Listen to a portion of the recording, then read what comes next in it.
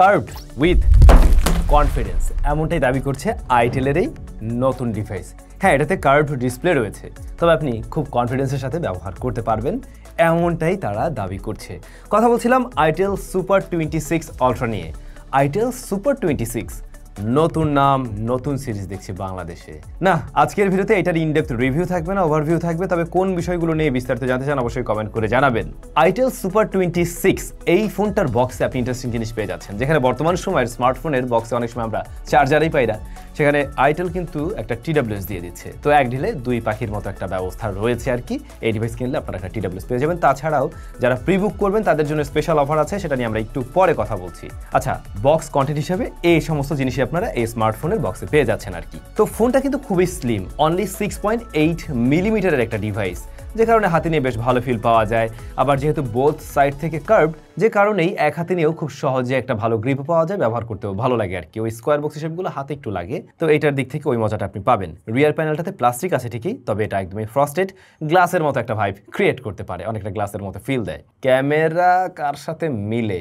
আলট্রাদের সাথে মিলে, ভাই রে ভাই, পুরাই মিলে। 3.5 মিলিমিটার হেডফোন জ্যাক এই পাতলা ফোনটাতে আপনারা অবশ্যই পাচ্ছেন না, তবে টাইপ সি পোর্ট রয়েছে এবং সেকেন্ডারি নয়েজ ক্যান্সেলেশন মাইকটাও আমি দেখছি না, যেটা এআই এর মাধ্যমে করার চেষ্টা করছে নিশ্চয়ই। আইটেলের এই ব্র্যান্ডিংটা এভাবে না থাকলেও বোধহয় আরো বেশি ভালো লাগতো, পার্সোনাল ওপিনিয়ন দিলাম একদমই। সামনের দিকে ডিসপ্লেটা আমরা কার্ভড দেখছি, যে কারণে ফোনটা দেখে একদমই মনে হয় না যে এটা অনলি 20,000 টাকার আশেপাশের একটা স্মার্টফোন। বাংলাদেশ মার্কেটে দুইটা ভ্যারিয়েন্ট লঞ্চ করেছে আইটেল, একটা 8/128 আর একটা 8/256 GB। 8/128 দাম 19,990 টাকা, পরবর্তী ভ্যারিয়েন্ট 21,990 টাকা। আজকাল 20,000 টাকার ডিভাইসগুলো দেখতে কত সুন্দর হয়ে যাচ্ছে, রাইট? এনিওয়ে, শুরুতে যেটা বলছিলাম, কার্ভড উইথ কনফিডেন্স। আমি কয়েকবারই ফেলে দেখলাম, ডিসপ্লেটা মোটামুটি দেখা যায় একটা টেবিল হাইট, মানে যেমনটা হয় ওরকম উচ্চতা থেকে পড়লে ভেঙে যাওয়ার পসিবিলিটি কম, কারণ ওরা এখানে ব্যবহার করেছে কর্নিং গরিলা গ্লাস 7i। তারপরেও এই ধরনের টেস্টিং হুদাই করার কোনো দরকার নাই ভাই, পরে দেখবেন যে ঠিকই ক্র্যাক করতে পারে। বাট এটুকু শক্তপোক্ত হওয়া অ্যাটলিস্ট দরকার আছে আর কি।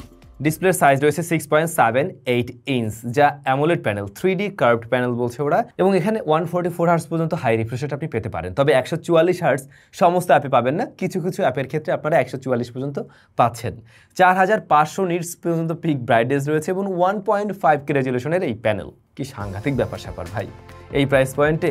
এর একটু নিচে কয়েকদিন আগে দেখলাম HD+ রেজলিউশনের IPS LCD প্যানেল, ওদিকে এখন কার্ভড প্লাস হচ্ছে গিয়ে 1.5K 144 হার্টজ। ভালো, মানুষজন কম টাকায় দারুণ ডিসপ্লের এক্সপিরিয়েন্স নিতে পারছে আর কি। এখন এই ডিসপ্লেটা টু বি ভেরি অনেস্ট, সামনে থেকে দেখতে গেলে মোটেই এত কম দামি মনে হয় না, দেখতে যথেষ্ট ভালো লাগবে যেহেতু চিন বেজেল যথেষ্ট ন্যারো। লোয়ার চিনটা তুলনামূলকভাবে একটু মোটা হলেও সেটা খুব একটা যে চোখে বাচ্ছে এমনটাও নয়, হয়তো ভিডিও দেখেও একটা আইডিয়া করতে পারছেন। তবে আমি বলবো পানসোল কাটআউটটা এটা আর একটু ছোট রাখা সম্ভব এই ধরনের ডিসপ্লেতে, সেক্ষেত্রে দেখতে আরো বেশি ভালো লাগতো। এটা যে মানে খুব আগলি লাগছে বিষয়টা এরকম নয়, তবে চাইলে আরো ছোট করা সম্ভব হতো। আর এই ডিসপ্লেটা কার্ভড হলেও একদম অতিরিক্ত কার্ভড নয়, যে কারণে ওই যে মিসটাচ জনিত কোনো ধরনের প্রবলেম বা ইস্যু আমরা আসলে ফেস করি নাই এই ফোনটাতে। ব্রাইটনেস ভালো আছে, ইনডোর আউটডোর বোথ কন্ডিশনে আপনারা খুব সহজে এটাকে ব্যবহার করতে পারবেন কোনো ধরনের স্ট্রাগল ছাড়াই। অনেকেরই হয়তো এখন কোশ্চেন থাকতে পারে, ভাই এত পাতলা ফোনের মাঝে ব্যাটারিটা তাহলে ছোট নাকি? ব্যাটারিটা কিন্তু বড়ই আছে, 6000 mAh ব্যাটারি রয়েছে এর মাঝে, এবং বক্স আপনারা পেয়ে যাচ্ছেন 18 ওয়াট। হ্যাঁ, 18 ওয়াটটা 6000-এর পাশাপাশি ছোট মনে হলেও যে প্রাইস পয়েন্টের ফোন সেইখানে কমপ্লেন করা যায় না।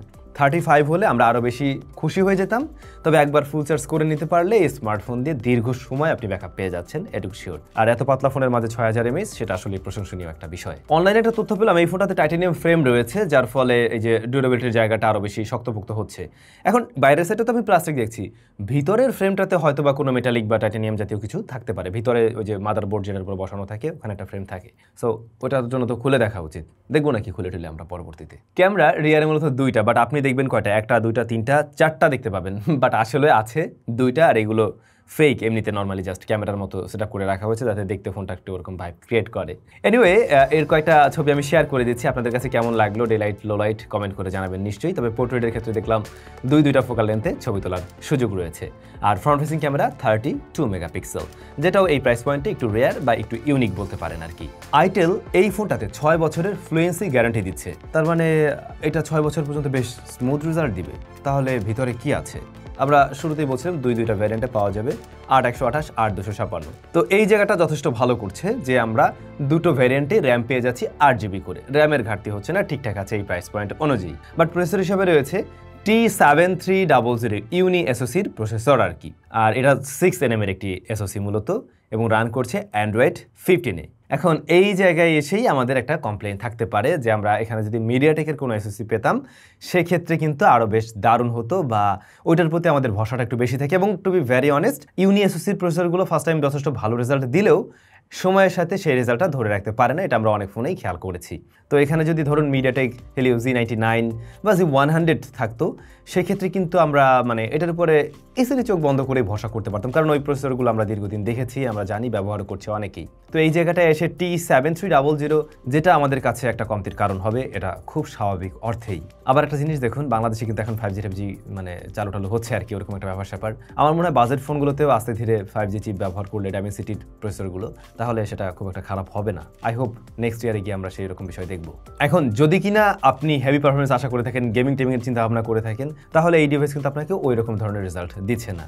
ডে টু ডে লাইফের কাজ আপনি ধরুন ডিসেন্ট একটা পারফরমেন্স চান আর কি, মানে সোশ্যাল মিডিয়া চালাচ্ছেন, মাঝে মধ্যে মাল্টিটাস্কিংয়ে টুকটাক কাজবাজ করা হবে, দেন এই প্রসেসর আপনাকে সামলে নিতে পারবে আর কি। বাট যদি হেভি টাস্কিং করতে চান, অ্যাট এ টাইম অনেকগুলো বড় অ্যাপ্লিকেশন রান করতে চাচ্ছেন, একই সাথে গেমিং টেমিংও করবেন এরকম প্ল্যান আছে, সেই ক্ষেত্রে এই প্রসেসরটা খুব একটা দুর্দান্ত হবে না, এটুকু মাথায় রাখতে পারেন। তারপর আমরা ফ্রি ফায়ার ট্রাই করছিলাম, দেখলাম যে ফ্রি ফায়ার এটাতে চলছে, খেলা যায়, লোয়ার সার্ভিসে খেললে খেলা যেতে পারে, বাট পাতলা ফোন একটু দ্রুত হিট জেনারেট করে। ইদানিং এনএফসির প্রয়োজন হচ্ছে, আর আপনার এই ফোনটাতে আপনারা এনএফসি সাপোর্ট অবশ্যই পেয়ে যাচ্ছেন। রয়েছে আলট্রা লিঙ্ক ফ্রি কল, ওই যে আলট্রা লিঙ্ক ফ্রি কল, আপনি আইটেল টু আইটেল অন্য ফোনের সাথে কানেক্ট করতে পারবেন এবং ব্লুটুথের মাধ্যমে কল করা যায় যেখানে নেটওয়ার্ক নেই, সেই ফিচারটা এখানে পেয়ে যাচ্ছেন। তবে এই ফোনটা যেমন টাইপের, আমি আশা করছিলাম এর সাথে অবশ্যই স্টেরিও স্পিকার থাকবে, ডুয়াল স্পিকার থাকলে আরও জমতো। সিঙ্গেল স্পিকার রয়েছে, সাউন্ডটা একটু থিনারের দিকে, এটাতে যদি আরেকটা স্পিকারের দিকে মানে ব্যবহার করা যেত তাহলে এটার সাউন্ডটা আর একটু বেশি মানে ডেপথ প্লাস স্টেরিওর মজাটা আমরা পেতাম, ওই জায়গায় একটু কমপ্লেইন থাকবে আর কি। আর তাছাড়া অন্যান্য সেন্সরগুলোও রয়েছে, এমনকি জাইরোস্কোপ সেন্সরটাও কিন্তু এটাতে আছে, এবং ওয়াইফাই রিসিপশন, নেটওয়ার্ক রিসিপশনে দেখলাম ঠিকঠাকভাবে ওয়ার্ক করছে। শুরুতেই বলছিলাম যারা কিনা এই ফোনটা প্রি অর্ডার করবেন তাদের জন্য স্পেশাল একটা ব্যবস্থা আছে আর কি, তারা এর সাথে একটা ব্যাগ পেয়ে যাবেন এবং প্রি অর্ডার চলবে কিন্তু 10 থেকে 15 সেপ্টেম্বর পর্যন্ত।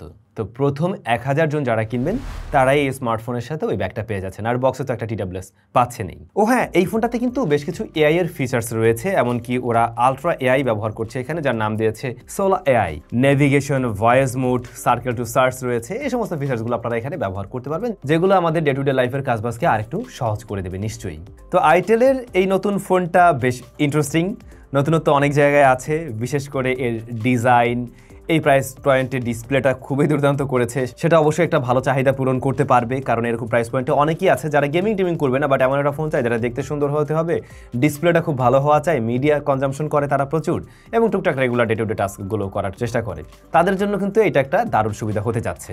আর যারা গেমিং টেমিং করার চিন্তা ভাবনা করেন না, তাদের জন্য তো এটা খুব একটা দারুণ হবে না, আর আই হোপ বুঝতে পারছেন। সো ইয়া, আপনাদের কাছে কেমন লাগলো আইটেলের এই নতুন ডিভাইস কমেন্ট করে জানাবেন। সবাই ভালো থাকবেন, দেখা হচ্ছে আমাদের নতুন ভিডিওতে।